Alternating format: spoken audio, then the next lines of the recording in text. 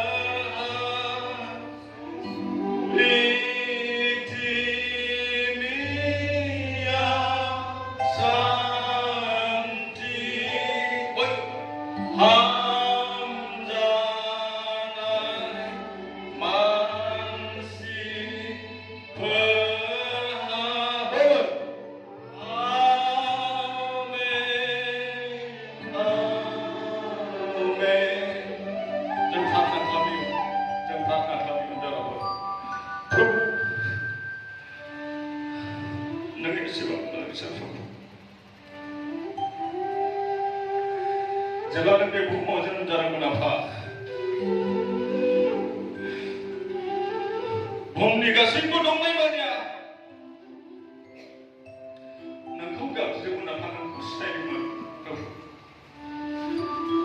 आफा जख्रांनि आफाफ्राबो नोंखौ बाख्नायदोंमोन दिनै जोंबो गोसो गोरबोजों आफा नोंनि मुंखौ बाख्नायदों आफा नोंखौ बाख्नायदों जोंहा जेबो गैया प्रभु नोंनो होफैनो थाखाय नाथाय नों गावखौ खुलिबावनो थाखाय आफा जोंखौ जोंनि हायैफोरखौ हाहोनो थाखाय नों बुहुमाव नोंखौ हामबाय होनदों आफा गौरब खालामदों प्रभु बे समाव नोंनि बाइकखौ जों दसे सम सावरायनो बारायलांगोन नोंजों सहाय खालामनो आफा बेनो जोंनि बरसा जिसु ख्रिस्टनि बिबान आमेन अननानै बिदायदों जोङो जिसुया नाबिनि लिरनायनिफ्राय जों नायनि जायखौ फरायलांबाय जिसुया नाबिनि ओरैहाय गु बालाब गासैयावबो जिसु ख्रिस्टनि जोनोम जानायनि सोमोन्दै बेसेबांबा गोबाव 800 years before ना BC before Christ जोनोम जानायनि सिगांनो जिसुया नाबिया बे बाथ्राखौ लिरना दोनदोंमोन आरो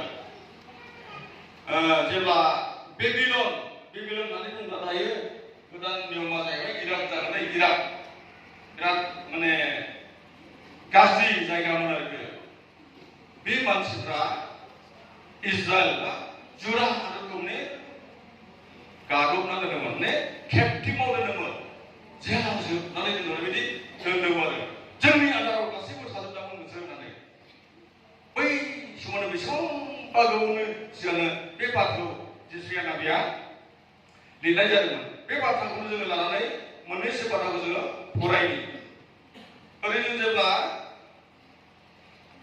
जिसुयानि 7 बालाब 14 सिरियाव फरायो आरो उनावहाय आंना फरायबावदों मोनसे सिन होगोन नाय सासे सिख्ला आयथाया बिसा थागोन आरो सासे बिसा हौवा सारिगोन आरो बिनि नामा इमानुएल दोनजागोन आरो जों फरायबावनि जिसुयानि 9 बालाब 6निफ्राय आरो मोननै पदनिफ्रायबो आं मोननैसो बाथ्रा बुंनो जादों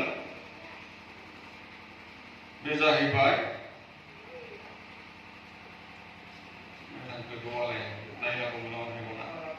मानोना जोंनो लागै सासे हौवासा गथ' जोनोम जाबाय सासे बिसा हौवाखौ जोंनो होनाय जाबाय आरो हादांगोरानि बिबाना बिनि फाफ्लियाव थागोन।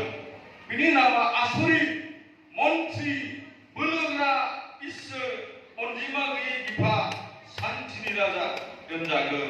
इसोरा बे गावनि सासेयाव फरायनाय सासेयाव बयखौबो आसिर्बाद खालामदों। दा जों मोनबाय दहायनि दिनावहाय लास्ट चेप्टाराव लास्ट सिरियाव बुंदों बिनि मुङा इमानुएल दोनजागोन होनदों। बेसेबांबा बोसोर 800 BC जिसु ख्रिस्ट' जोनोम जानायनि सिगांनो बे बाथ्राखौ लिरखादों आरो बिनि मुङा इमानुएल दोनजागोन बुंनाय बाथ्राखौ बेयाव जोङो मोननो हादों। दा इमानुएल होननानै बुङोब्लाथ' जों बयबो मिथिगौ साधारन जोङो बाइबेलाव फरायो इसोरा जोंजों लोगोसे, इसोरा जोंजों लोगोसे बयबो जों बुंबाय दे इसोरा जोंजों लोगोसे। दा इसोरा जोंजों माबायदि लोगोसे थायो बेखौ जों नायनो मोननैसो सोदोब दै। इसोरा जोंजों लोगोसेयाव जोङो मोनथाम रोखोमै जोङो नायनो हायो। इसोरा बे बुहुमाव लोगोसे दङ। दुइ नाम्बारा जाहैबाय इसोरा एक्सुवेलि मोदोम हिसाबै बे संसाराव जोनोम जाफैदों। इसोरा व्यक्ति हिसाबै जिबनावहाय हाबनानै थायो। बे जाहैबाय गड इज इमानुएल। इसोरा जोंजों लोगोसे बे बाथ्राखौ जों नायनि। जेब्ला इसोरा आदम हौवाखौ सोरजिदोंमोन, सोरजिखांनायनि उनाव मानसिया पाप मावदोंमोन, पाप मावनानै गोलैदोंमोन, ओरै जोनोम जादोंमोन, थैदोंमोन। खिन्थु मोनसे बाथ्रा लिरनाय दं बेवहाय दै। जों जेब्ला जागायजेननायनिखौ मालाबा सिरो नायो दै। फुरबा होनदों मानसिनि गाज्रि मावनाया पृथिबियाव बांद्राय जालांदों। बिसोरनि गोसोआव सानाया गाज्रिल' सिन्था खालामो, गाज्रिनिल' सिन्था खालामो, गाज्रिनिल' सिन्था खालामो, जेबो बासायजानायनि जोंनि इसोरा आसरित इमानुएलजों लोगोसे आदांगा इसोर, सोमोनांथाव इसोर इमानुएल, जोंनि इसोरा सान्थिनि राजा इसोरखौ नोंखौ हामबायनो।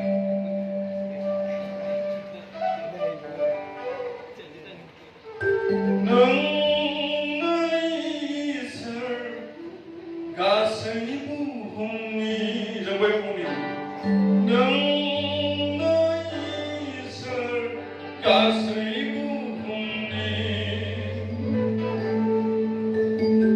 मावनायाव जेना बोलोआव जेना मानसिया इसोर बोलोआव जेना मावनायाव जेना बोलोआ इसोर अननायाव गोथै रागायाव दोन मानसिया इसोर नोंनो इसोर दंनाय मानि नोंनो इसोर गासै बुहुमनि मावनायाव जेना बोलोआव जेना बोलोआ इसोर अननायाव गोथै रागायाव दोन मानसिया इसोर। जों बयबो फान्दांनानै जों नायहरनि इसोरखौ प्रभु जोङो नोङो जोंनि हादांग्रा इसोर, नोङो जोंनि लोगोसे थानाय इसोर, नोङो जोंनि आसरित इसोर, नोङो जोंनि बोलोगोरा इसोर। आफा नोङो सान्थिनि राजकुमार, आफा नोङो माइथि नोङो बोलोगोरा इसोर, नोंखौ हामबायनो आफा। जोंनि नैबे समाव मोनसे समाव नों जोनोम जादों आफा, जों नोंखौ गौरब खालामनो हाफा अनसायनाय थाखाय। आफा जों साफ्रोमखौबो नों सायाव थानो होदों। गोबां समाव दुखु जायो आफा जों आन्दायो जों बहाय थांबावनो आंहा न'खरनि सिन्था जाबाय आंहा बिसा बिसि खांनांगौ जाबाय आंहा धोन सम्पति गैया गोबां रोखोमनि दाहाफ्रा जोंनि जिबनाव फैयो नाथाय बै अनजाराफोरजों नायहरनि जोंनि इसोराव अनसुला इसोर